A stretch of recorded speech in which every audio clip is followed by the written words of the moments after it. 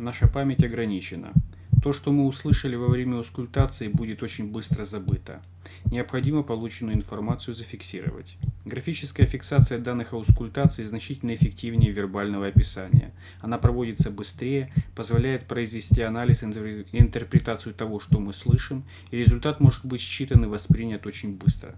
Если вы будете графически регистрировать то, что слышите, ваш навык аускультации будет быстро развиваться.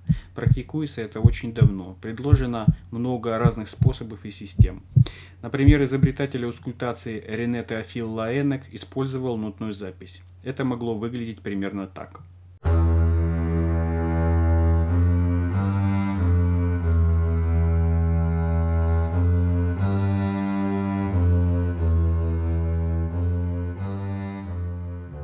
Конечно, для нас сегодня это неприемлемо. Я расскажу о простом способе, который сам опробовал.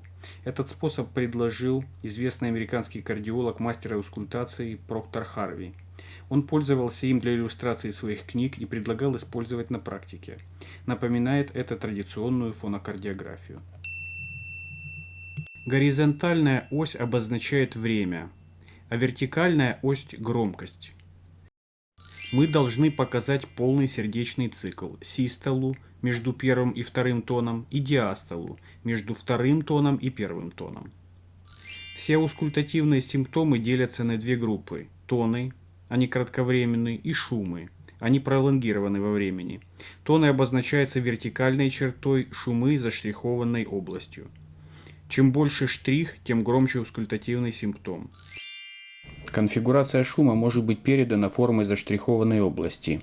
Например, нарастающий убывающий, нарастающий крещендо, убывающий декрещендо и музыкальный. Как это выглядит на практике? Слушаем. Горизонтальная ось. Рисуем время. Ищем тоны сердца.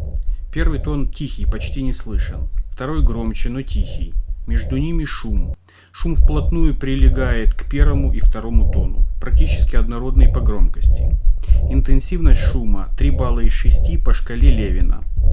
Слушаем мы на верхушке сердца. Итак, имеем почти неслышный первый тон, тихий второй, пансистолический шум на верхушке сердца.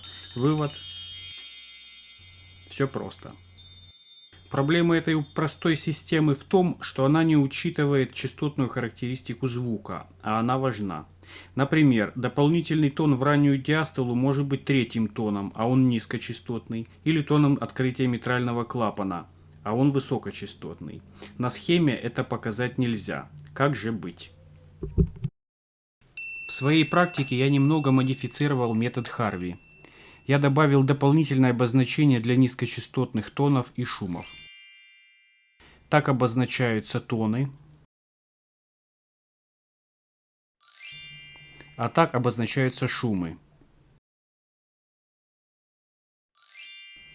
Если шум смешанный, то есть содержит и высокие и низкие частоты, например, при аортальном стенозе, то тогда это обозначается так. Вот несколько фото, сделанных с моих медицинских записей.